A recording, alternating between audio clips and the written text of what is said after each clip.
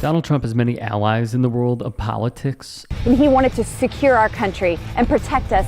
Opportunists like Lauren Boebert rode his coattails. If we shut down everything, if we flood the Capitol building, flood all the government buildings, go inside. These are public buildings. We own them.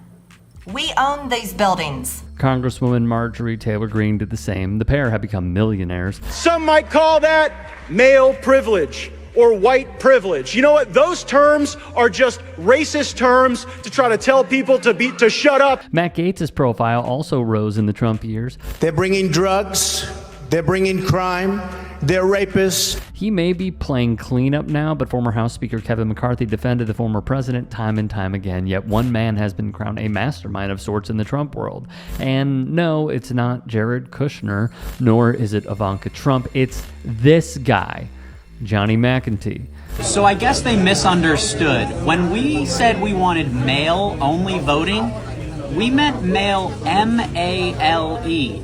The TikTokers would know him for his cringe videos promoting his right-wing dating app. I would try to hit the underclassmen with the footballs. A former quarterback at the University of Connecticut, McEntee went viral for his trick shot videos on YouTube over a decade ago. If 20 million illegal aliens can help our economy, why didn't they help their own economy? Before all this, he was just a rich white kid from Orange County.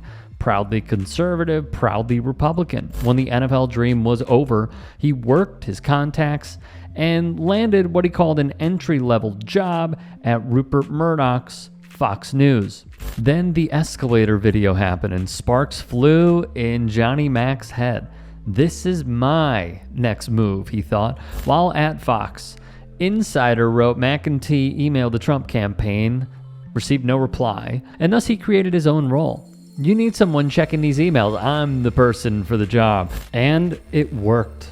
I quit my job at Fox. I showed up as a volunteer and worked my way up from there. The first almost year I worked on the campaign, I was a gopher. I was running around. I was close to the campaign manager, close to the director of advance, close to a lot of the leadership, but not necessarily close to the candidate. Initially, he was carrying bags. In an excerpt from Jonathan Karl's book, one high-level cabinet secretary told the journalist McEntee is a, quote, effing idiot. He even was found to be Donald Trump's trip director via Insider.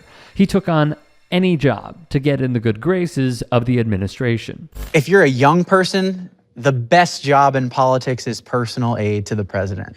You know, the guy who's always with the candidate, it's called the body man. He travels with him. He meets, he knows what he wants. He's with him 24/7. I thought that is the coolest job I've ever heard of. If I could be that. The man who would be dubbed a butler and handler kept currying favors to score points with the administration. He memorized Trump's food order, knew what channel he liked watching and when, and soon rose to deputy president. Karl reports in his book, one way of playing into Donald Trump's fears was the deep state. McEntee brought up those fears and seemingly informed the president only he could riddle out the never-Trumpers in the ranks. Fast forward to present day. McEntee has been tasked with pairing political appointee candidates with the next conservative presidential administration as part of the Heritage Foundation's 2025 Presidential Transition Project, or Project 2025. Then John Kelly was hired, and this happened. McEntee followed Trump to the White House until 2018, when he was fired by then White House Chief of Staff John Kelly. McEntee failed to pass a background check, reportedly due to online gambling and issues with his taxes. So the then 27-year-old was escorted out of the White House grounds by security. But that was short-lived. After John Kelly left the White House back in January 2019, Trump rehired McEntee to his re-election campaign because McEntee was nothing if not loyal to the president. After about a month back on the job, Trump decided McEntee was due for promotion. Despite having no relevant experience, Trump wanted to appoint him as the director of the White House Presidential Personnel Office. That's actually a pretty big job in any White House. And in that position, he would oversee the vetting and hiring of everyone from ambassadors to cabinet members. To understand how high up the ranks this is, he's helping Trump execute his foreign policy. So he's the one like calling the Secretary of Defense and saying, no, the boss doesn't want you to do that. He wants you to do this.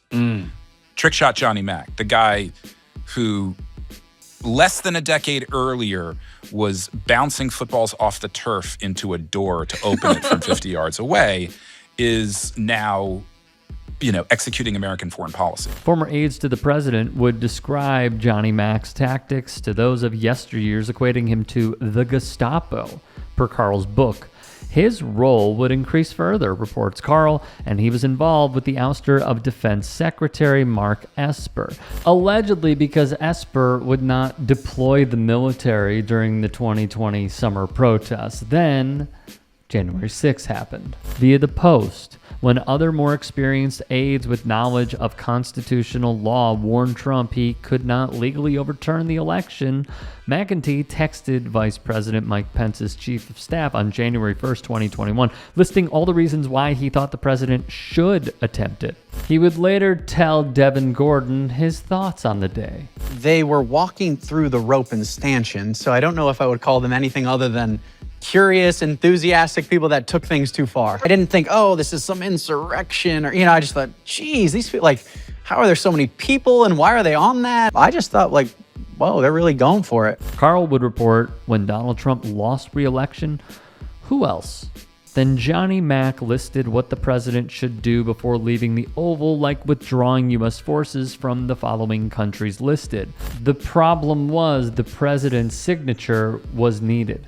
When McEntee couldn't figure out how to draft such a document, McGregor told him and his assistant to open a cabinet, find an old presidential decision memorandum, and copy it, wrote Carl. Then McEntee and one of the members within his ranks went to the president, had him sign it, and sent it over to Kath Patel. General Mark Milley caught wind, questioned the document to National Security Advisor Robert O'Brien and Mike Pence National Security Advisor Keith Kellogg, all of who concluded something was off. You're telling me that thing is forged? Milley quipped. The disbelief, the shock from Milley was profound.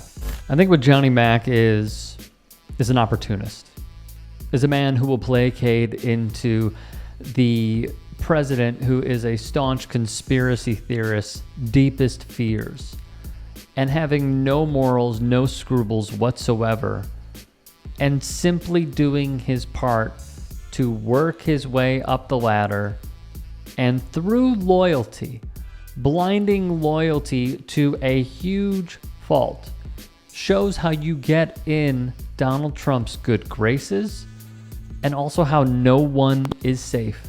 He is only looking for yes men. Johnny Mack doesn't have a brain. He doesn't have any conscience whatsoever. It is only, as now a 32-year-old, and as we have seen in reporting from the New York Post, hire 20-something-year-old girls, hire people around him who will be yes men, and don't try to hook up with those girls because he may be trying to, and always remain in Donald Trump's good graces no matter what. This is not someone to be trusted, and is microcosmic of an administration that continues failing us over and over again.